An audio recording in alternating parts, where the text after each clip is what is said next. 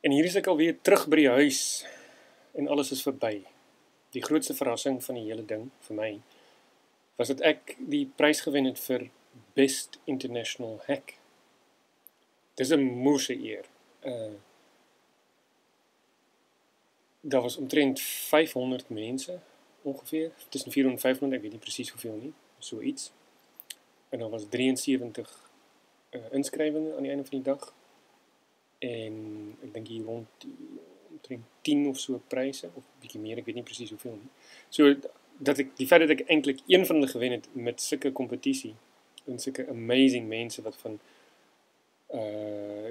reg oor Europa en Amerika gekom het en almal amazing goed gedoen het, en dat ek die kans gekry het om ook my ding te kan doen, dat my baie gelukkig voel.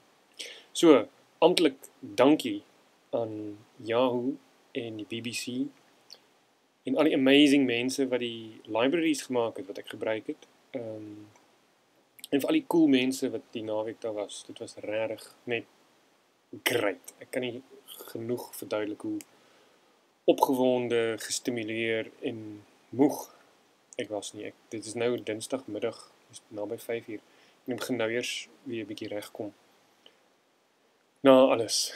Gisteraand het ek laat eers by die huis gekom, eers weer ou vriende gesien en gelunch gedoen met hulle en bietjie tyd in die Tate Museum in Londen gespandeer. Maar nou moet ek weer aan die werk spring en daar wag baie exciting dinge wat gedoen moet word werkwys.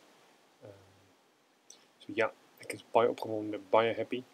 En die iPod Nano gaan baie goed te pas kom. Ek gaan met veel plesier daarvan gebruik maak. So dankie vir die prys, mense. Maar dit gaan nie eintlik oor die ding self nie.